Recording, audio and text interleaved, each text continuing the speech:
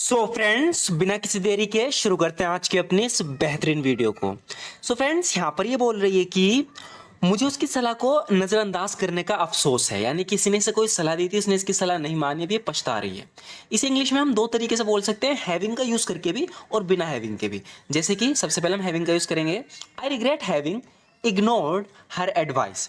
I regret having ignored her advice, यानी मुझे उसकी सलाह को नजरअंदाज करने का अफसोस है। अब यहाँ पर ध्यान देने वाली बात यह है कि हैविंग के बाद जो भी वर्ब आएगी यहाँ पर वो वर्ब की थर्ड फॉर्म होगी। जैसे इग्नोर की इग्नोर्ड हो गई। I regret having ignored her advice, यानी मुझे उसकी सलाह को नजरअंदाज करने का अफसोस है।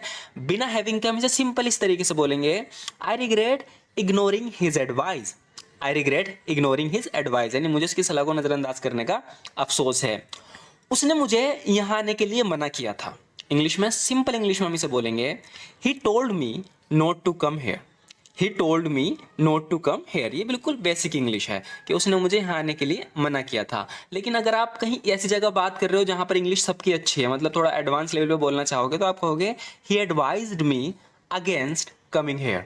ही advised me against coming here, यानी उसने मुझे यहाँ आने के लिए मना किया था। ये बोलने का थोड़ा एडवांस तरीका है। बिल्कुल बेसिक बोलना है तो हम बोलेंगे he told me not to come here, या हम बोलेंगे he advised me against coming here. उसने मुझे यहाँ आने के लिए मना किया था, नहीं मुझे इसके खिलाफ एडवाइस दी थी उसने। उसके मना करने के बावजूद भी मैं यहाँ आ गई। अब इंग्लिश में बोलेंगे डिस्पाइट हिज रिफ्यूजल। अब जब भी हमें कोई भी बात इस तरीके से शुरू करनी हो कि उसके मना करने के बावजूद मैंने ऐसा किया, उसके मना करने के बावजूद वैसा हुआ, तो उसके लिए हम बोलेंगे despite his refusal I still came here. Sentence के हिसाब से हम बोल रहे हैं कि डिस्पाइट हिज रिफ्यूजल, यानी उसके मना करने के बावजूद आई स्टिल केम हेयर, मैं यहाँ आ गई। या हम ऐसे भी कह सकते हैं कि even though he said no, हालांकि उसने ना कहा था, उसने मना किया था। Even though he said no I still arrived here, मैं फिर भी यहाँ आ गई। Even though he said no I still arrived here. तो ध्यान देने वाली क्या बात है यहाँ पर, पहला तो है despite his refusal I still came here, उसके मना करने के बावजूद मैं यहाँ आ गई। यहाँ बोलेंगे even though he said no I still arrived here, हालांकि उसने मना किया था, मैं फिर भी यहाँ आ गई। और अब मैं यहाँ आकर बहुत पछता रही हूँ। इंग्लिश में बोलेंगे एंड नाउ आई डीपली, तो यहाँ पर डीपली यानी बहुत ज़्यादा पछता रही हूँ। And now I deeply regret coming here. And now I deeply regret coming here, और अब मैं यहाँ आकर बहुत पछता रही हूँ। या हम इसे इस तरीके से बोलेंगे, and now I am feeling a lot of regret for coming here. And now I am feeling a lot of regret for coming here, और मुझे यहाँ आकर अब बहुत पछतावा हो रहा है। ये जगह बहुत खतरनाक है। This place is filled with immense danger. This place is filled with immense danger, यानी ये जगह बहुत खतरनाक है। आप इसका यूज ना करके आप इस तरीके से बोल सकते हो कि this place is very dangerous. This place is very dangerous, यानी ये जगह बहुत खतरनाक है। This place is very dangerous. अब मुझे प्लान बनाना होगा, यानी ये जगह में फंस गई है, यहाँ से बाहर कैसे जाए, यहाँ से निकले कैसे, तो कह रही कि मुझे एक प्लान बनाना होगा।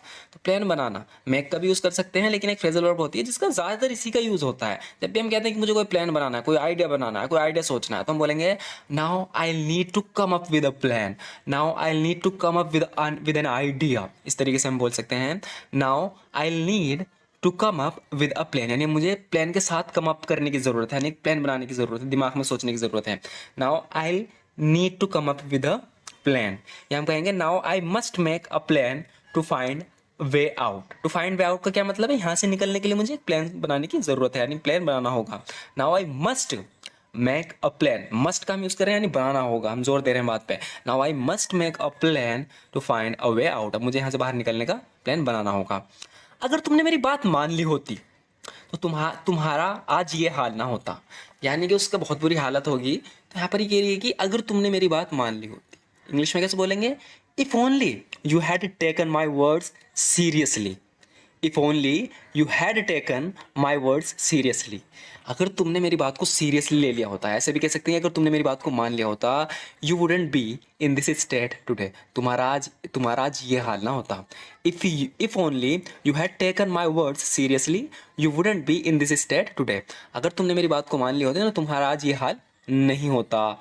आगे बोल रही है कि भूल जाओ जो हो गया सो हो गया। इस तरीके से हम बोलते हैं ना कि भूल जाओ जो हो गया सो हो गया। इस इंग्लिश में कैसे बोलेंगे, let go of the past. यहाँ पे मतलब है कि भूल जाओ, पास्ट में जो हुआ भूल जाओ। Let go of the past, what is done, यानी जो होना था, जो हो गया सो हो गया, इस तरीके से हम कहते हैं ना what is done is done, जो हो गया सो हो गया।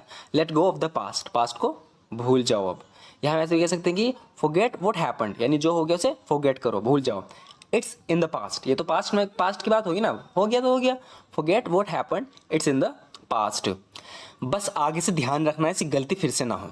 अब इसे इंग्लिश में कैसे बोलेंगे, आगे से ध्यान रखना, इसके लिए हम कहेंगे make sure to be careful ahead. Make sure to be careful ahead, यानी आगे से मेक श्योर करना है कि तुम केयरफुल रहो, यानी सावधान रहो। सो दैट, ताकि such a mistake does not happen again, ताकि ऐसी गलती फिर से ना हो। Make sure to be careful ahead so that such a mistake doesn't happen again. बस आगे से ध्यान रखना कि ऐसी गलती फिर से ना हो, केयरफुल रहना। यहाँ में से भी कह सकते हैं कि just be careful from now, यानी अब से केयरफुल रहना, सावधान रहना अब से। Just be careful from now on so that, ताकि such a mistake doesn't happen again, ताकि ऐसी गलती फिर से ना हो। Just be careful from now on so that such a mistake doesn't happen again. बस आगे से ध्यान रखना कि ऐसी गलती फिर से ना हो। उम्मीद करती हूँ मेरी बात तुम्हारी समझ में आ रही होगी। अब ये बहुत ही मैं बताना चाह रहा हूँ कि ये बहुत ही इंपॉर्टेंट सेंटेंस है। इसे बोलने के भी दो एक तरीके हैं, लेकिन हर एक तरीका यहाँ पर आपको ध्यान रखना होगा। आप ऐसे बोलोगे, आई hope you understand what I am saying. I hope you understand what I am saying. जो लोग बेसिक इंग्लिश बोलते हैं, सिंपल इंग्लिश यूज़ करते हैं, ये ज़्यादातर वे लोग यूज़ करते हैं इसे। आई hope you understand what I am saying, उम्मीद करती हूँ मेरी बात को तुम समझ रहे होगे। लेकिन अब उन लोगों पर आ जाओ जिनकी इंग्लिश थोड़ी सही है, जो थोड़ा एडवांस लेवल पे बोलते हैं, तो वह कहेंगे I hope my point is getting across to you. I hope my point is getting across to you. इसका मतलब है कि जो मैं पॉइंट, जो मेरी बात है, यहाँ बात को हमने पॉइंट में कन्वर्ट कर दिया कि जो मेरा कहने का मतलब है, जो मेरा पॉइंट है वो तुम्हारे दिमाग में गेटिंग अक्रॉस का मतलब तुम्हारे दिमाग में आ रहा होगा, तुम्हें समझ में आ रहा होगा। I hope my point is getting across to you. Simple English, I hope you understand what I am saying. बिल्कुल हम यहाँ वर्ड टू वर्ड ट्रांसलेट कर रहे हैं कि उम्मीद करती हूँ मैं जो बात कह रही हूँ तुम्हारी समझ में आ रही होगी। I hope you understand what I am saying, या हम कहेंगे I hope my point is getting across to you. एक और तरीका है इसे कहने का, हम कहेंगे I hope you are following what I am saying. I hope you are following what I am saying. हाँ, उम्मीद करती हूँ कि तुम मेरी बात को फॉलो कर रही हो, यानी मेरी बात को समझ रही हो। तीन तरीके हैं इसे एक ही बात को कहने के। उसमें काम किया। मेरी जिंदगी में बहुत उतार चढ़ाव आए, बता रही है कि मेरी जिंदगी में बहुत उतार चढ़ाव आए। इंग्लिश में बोलेंगे I have had a lot of ups and downs in my life. उतार चढ़ाव मतलब अच्छे बुरे दिन। इससे बता रही है कि मेरी जिंदगी में बहुत उतार चढ़ाव आए, यानी कि बहुत अच्छे बुरे दिन आए। I have had a lot of ups and downs in my life. I have had a lot of ups and downs in my life, यानी मेरी जिंदगी में बहुत उतार चढ़ाव आए। एक समय पर तो सभी ने मुझसे उम्मीदें छोड़ दी थी, यानी कि सब लोगों को लगने लगा था कि मैं कुछ नहीं कर पाऊंगी, लोगों ने मुझसे उम्मीद छोड़ दी।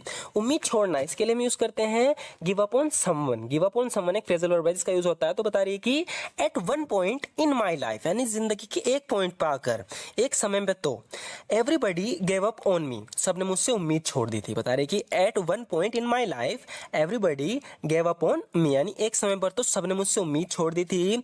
Eight one point in my life everybody gave up on me, लेकिन मेरे माता पिता ने मुझसे कभी उम्मीद नहीं छोड़ी। आगे बता रही कि but my parents never gave up on me. But my parents never gave up on me, लेकिन मेरे माता पिता ने मुझसे कभी उम्मीद नहीं छोड़ी। But my parents never gave up on me.